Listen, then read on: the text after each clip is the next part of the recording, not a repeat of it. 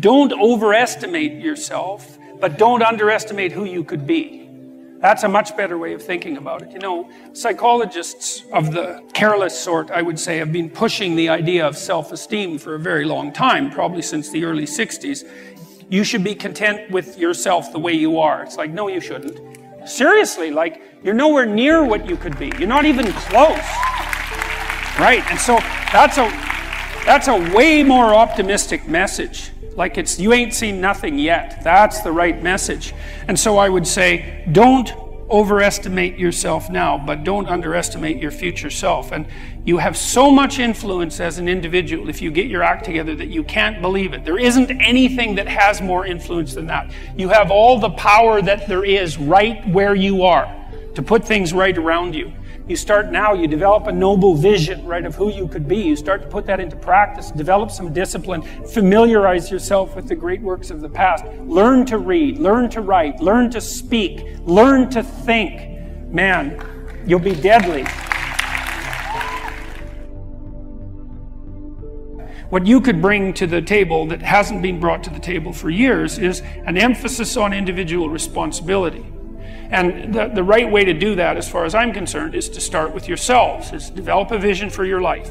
You start to think about, if you could be who you could be, what would that look like? That's the beginning of a mature philosophy of being. If you could be the person that you would admire, who would that person be?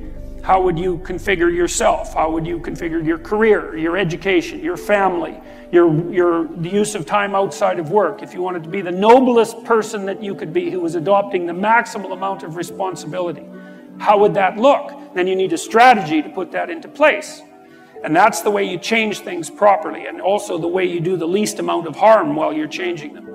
And so it should be an individual focused set of ideas, and that way you can sidestep the identity politics traps, and that would be a very good thing. And I think a modern conservatism, which isn't really all that distinguishable from a classical liberalism, as it turns out, is to put tremendous stress on the responsibility of the individual. And one of the things that's wonderful about that, as far as I'm concerned, and I made reference to this a few minutes ago, is that you need a meaning to offset the tragedy of life. Otherwise, you just suffer stupidly, and you tend to make people around you suffer the same way. The way that you find that meaning is by adopting as much responsibility as you can. And what's also so fascinating about that is, you know, you're characterized by an indefinite potential. And it isn't easy to understand exactly what that is, that potential, but you know, it's what people call you on when they say, you know, you're not living up to your potential, whatever that is. That potential will be called forth from you as a consequence of adoption of responsibility, because it won't manifest itself unless you take on a load. You're not going to develop in all the ways you could develop unless you set yourself a serious challenge, because it takes the challenge to pull that out of you, and also to motivate you to rid yourself of all the weaknesses and personality flaws that you've accumulated across the years, and to let those disappear and burn off you. You need to load yourself up before the demands of life will be such that you will discipline yourself properly. And a noble goal is a very good way of beginning that. The truth of the matter is, as far as I'm concerned, that each of us has enough potential character, power of character, let's say, if it's properly manifested, to contend with that in a noble way, and to rise above it, and to transcend and to deal with it in large part, because we can make the world a much better place than it is for each of us individually, and for our families, and for our community. And we can constrain the malevolence, at least in our own hearts, and perhaps have a positive effect on those around us as a consequence. And that actually does make things better, and we actually can do that. And that's where the meaning in life is to be found. And that meaning, you know, that goes along with the adoption of that kind of responsibility is actually the antidote to the suffering. You know that perfectly well, because all of you need a reason to get out of bed in the morning, especially on a rough morning, you know, when things aren't going so well in your life. And there will be plenty of times when things aren't going so well in your life. And you still need a reason to get up and get moving and get out there. And if you have adopted the responsibility at an individual level to make things better, given how bad they are, if you've adopted the responsibility to make things better, then you have a reason to get up. And so one of the things that I've been stressing to people is that there's very little difference between the meaning in life that gives you fulfillment and that engages you in existence and the willingness to shoulder as much individual responsibility as you can possibly handle. Those are the same things. And that's a really useful thing to know. And you kind of know this, right? Everybody knows this because, first of all, if you're not living up to your responsibilities, even to take care of yourself, the probability that you're going to be ashamed of that at some level is extraordinarily high. And so your own soul tells you that you're in error, so to speak. But also if you look at who you spontaneously admire, which is a good indication of where your value system really sits, you'll see that the people you admire are always people who take responsibility for themselves and responsibility for their family and responsibility for their community. Get your act together. You've got things to do in the world. The absence of your full being in the world leaves a hole that is filled by terrible things. At minimum, you have an ethical responsibility to ensure that the world doesn't devolve into something approximating hell. And at maximum, you have the responsibility, again, and it's a heavy ethical responsibility, to do everything that's in your power to make things as good as you can possibly make them in this sophisticated manner that takes you and your family and your community into account. And it's on you, right? And that's meaning. You know, people say, well, I'd like to have a meaningful life. It's like, well, fair enough, but the price that you pay for the meaning that transcends tragedy is the adoption of responsibility for the catastrophe of existence. But that ennobles you, right? It makes you into someone strong and someone competent and someone who's worthwhile and who lives in a manner that justifies their own suffering. And there's nothing better than you could possibly do than that. Although there is a very large number of ways of looking at the world, or perhaps a near infinite number of ways of looking at the world, there isn't a near infinite number of ways of acting in the world in a manner that actually is successful. So there are constraints on how you can interact with the world in a successful manner. Let's assume that you don't want undue pain and anxiety. We could just start with that, and I think that's a reasonable proposition. You could tolerate some pain and anxiety if it's in the service of something greater, obviously, but I just mean pointless pain and anxiety. We don't want any more of that than is necessary. And that means that you have to take care of yourself to some degree. But the manner in which you take care of yourself is severely constrained. And this is partly why you have to be intelligent and careful and plot your way through life properly. You have to take care of yourself today, but you have to take care of yourself today in a way that doesn't interfere with you taking care of yourself tomorrow, and next week, and next month, and next year, and 5 years from now, and 10 years from now. So you can't do just what you want to in the next hour. Because if it's impulsive pleasure seeking, let's say, something like that, excess alcohol use or excess drug use or careless sexual behavior or betrayal of people to gain you something in the moment, you're going to pay for that. You're going to pay for it tomorrow. You're going to pay for it next week and next month and next year. So because you're going to exist in the future and because you have to live with yourself, there's only a certain number of ways that you can act that are going to work. But it's more than that. It's not just that you're responsible to your future self or the set of all your future selves. It's that you also have to act in a way that works for your family. Because otherwise your family is going to disintegrate and break down and cause you and them all sorts of misery and grief. And not just your family now, but also your family into the future. And then not just your family either, but also your community. And so you have to set your aspirations so that they serve you in the broadest sense over a long period of time. And they also serve your family and they also serve your community. And that's a very tight set of constraints. And I think that the best solution to that set of constraints from a philosophical perspective, or maybe even a theological perspective, is to view the world as a place not of groups, but of individuals, of sovereign individuals who are responsible for their destinies, responsible for their families and for their communities. You learn to use minimal necessary force. It's like you don't defend yourself any more than you have to. Like, be careful. Don't push any harder than you need to, because all you do is you generate a counterforce by pushing harder than you need to, and then you're in conflict. And you think, well, I like a little conflict. It's like, look, fair enough, a little conflict, man, no problem. It keeps your life kind of interesting, and maybe that's on the problem-solving edge. But a little conflict can become a lot of conflict very, very rapidly. And if you have any sense at all, that's not what you want. You know, especially if you have other I called the things course that are better to Personality do, and and you should have other Transformations, things and that are better I think to you do. could think about that as a restatement of the idea of being and becoming. And that's what you are. You're, for whatever that means, you're an entity that both is and is transforming. And there's a rule that goes along with that, which is don't sacrifice who you could be for who you are. Which means if you have to choose to transform in a positive direction or maintain your current position, then it's better to transform in a positive direction. Who are you? You're the thing that transforms who you are. But on top of that, you're the thing that transforms who you are. You are the thing that is, and you're the thing that becomes. And you should put the thing that becomes at a higher place than the thing that is. That means you also have to allow yourself to shake off those things about you that you might be pathologically attached to. Habits and people, for that matter, ways of thinking, all of those things. You have to allow yourself to shake those off, and that's more like a burning. And you might say, well, I don't know what I should leave behind. And the answer to that is, that's a lie. You know some of the things that you should leave behind.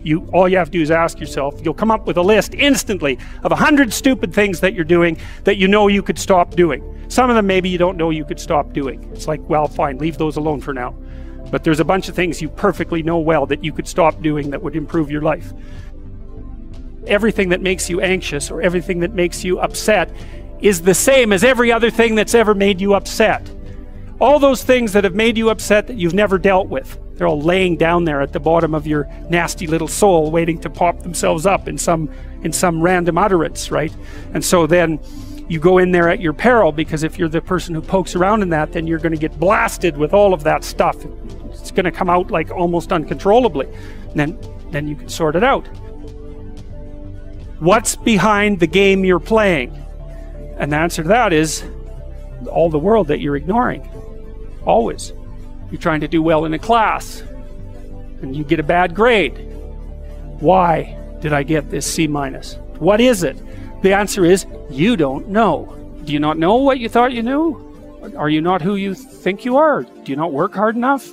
Are your values not organized properly? Do you misuse your time? Are you in the wrong field? Is the way you're construing your life completely inappropriate? Are you acting out what your parents wanted you to do and you're pissed off about it, so you're only running at 40% to spite them, despite the fact that they're paying $25,000 a year for your education? When you're in the world and something objects to you, something that matters objects to you, then in the entire unrealized world is in that thing that objects. It's all tangled up inside it. That's why it's the great dragon of chaos. It's everything that's outside of your conceptual structure. And what is that? It's everything that lurks outside of your walled city. Well, you get your C- and you don't do anything about it. Maybe you're a little bitter and more resentful, and your study habits get a little worse. So the next time you get like a D+, and then you collect a bunch of Fs, and then you stop going to school, and then you stop showering. Right? Then you end up jumping off the bridge. And so that's how the dragon eats you when you don't pay attention to it. And so it's no bloody wonder that people avoid, you know. It's really no wonder that they avoid, because error messages contain within them the implicit world. Now, the upside of that is, well, they contain within them the implicit world. And the world isn't all negative. The C- can be the best gift you ever had, and that's the gold that the dragon hoards, right? That's exactly what that means. Every time you try to learn something, you're going to make a mistake, because what do you know? So you're going to make mistakes. And if the rule is every time you make a mistake, you're going to go jump off the bridge, then that's not a useful problem-solving strategy. And so when you make a mistake, you don't get to beat yourself to death with a club. You've got a problem. Something has objected to you. Then the question is, well, what does that mean? Well, maybe you're not looking at the world right. Maybe your goals are wrong. Maybe you're not acting properly. It's okay. So the question that arises when an obstacle emerges is, which part of this structure needs attention? And the first answer can't be all of it. Right? Because there's a piece that's broken somewhere. And then you might think, well, let's assume it's a little piece to begin with. That's the right mechanism. Watch the people around you like a hawk. Whenever they do something that you think is good, you tell them, try to do something good. And creep right back into their persona. And they'll look around, see if anyone noticed. And sometimes they'll get punished for it, and then, well, then they won't do it again, so don't do that. But then, now and then you think, hey, I saw you do this. That was actually pretty good. I know you don't want to because you really want to dominate them.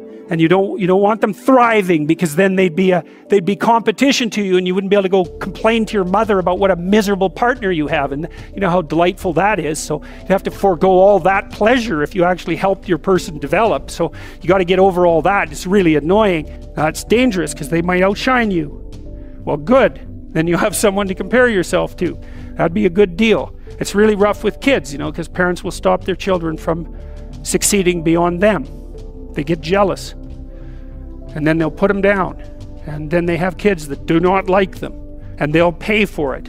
If you aren't suffering from self-imposed misery, and you're only suffering from inescapable misery, maybe you could handle that, and you know, you could survive, you could bear it, and even maybe without becoming irredeemably corrupt. So the goal would be, well, yeah, life is a rat's nest of miseries, and maybe it has no ultimate meaning. We could say that if we're feeling particularly pessimistic, but it still leaves one question open, which is, if you didn't do everything you could to make it worse, how good could you make it be? And the least answer is, well, it could be tragedy, but maybe not hell. That's the most pessimistic proper statement. The worst case outcome in the worst of all possible worlds is that your life could be tragic, but not hell. You're at your mother's deathbed, and all you and all your idiot siblings are arguing. Well, that's the difference between tragedy and hell. You walk away from a situation like that, sick of yourself and sick of everything else too. And you know, it's often the case that tragic circumstances bring out the dragons, because the stress is high, and all those things that people haven't dealt with, they don't have the energy to repress. And all the bitterness comes pouring forward. If you were all gathered around the bed of someone close who was dying, could you manage it? And if the answer is no, it's like, well, put your life together, because it's going to happen. And you should be the person who's there that can do it, and do it properly. And then maybe you'd find that it isn't the sort of thing that will undermine your faith in life itself. Don't want to be the thing that clings so desperately to the raft that you can't let go when someone comes to rescue you, right? You don't want to be that. So then you think, well, exactly what are you? You're not the chaos, you're not the plan. Maybe you're the thing that confronts the obstacle. And then when you know even further that the obstacle is not only an obstacle, but opportunity itself, are you so sure that this is a problem? Is that the only way that you can look at it? Or is it an opportunity? And maybe you're in the order, and maybe you're in the chaos, but those can flip on you. And maybe you shouldn't be in either of those places. Maybe you should be right in the middle. That's when you go down, you see, when you're down in chaos and you don't know what the hell's going on, you have to rediscover the values that have oriented people forever. That's what you have to discover. So for example, when I'm dealing with people who have post-traumatic stress disorder, and they've usually encountered someone malevolent, they have to relearn the description of good and evil. Because if they don't, they have no framework. They're lost. They think, well, there's malevolence afoot in the world, because the only thing that a monster won't mess with is another monster. And you might say, well, I don't want to transform myself into a monster. It's like, you don't have a choice. You can either be a pathetic monster, or you can be a monster with some power. Those are your options. There's no non-monster alternative. Weak or strong. And I don't mean strong like dominating tyrant strength. That isn't what I mean at all. I mean strength like functioning at a funeral strength. And that's a kind of monstrosity. And when you're down in chaos, that's what you have to rediscover. You want to be safe? Forget that. That's not in the cards. You're not going to be safe. Well, then you have to be meta-safe. And that's way better, because then you're not safe, but you know how to cope with danger. Well, fine. That solves the problem. And maybe it's even a better solution, because if you're safe, then you just have to stay in your burrow. But if you can confront danger, then you can go wherever you want, and you can have an adventure. And maybe that's what you need to do, is to go out and have an adventure. So you don't even want safety, because how exciting is that? Let's say we made you perfectly safe. All that you had to do was eat cakes and worry yourself with the continuation of the species. What would you do? You'd smash it all down as soon as you possibly could, just so you had something interesting and challenging to do. So you don't want safety. You want to be able to cope with danger. That's a whole different thing. You don't get to be safe ever again. Well, so what happens? You get to be stronger. Well, hey, turns out that's a better bargain anyways.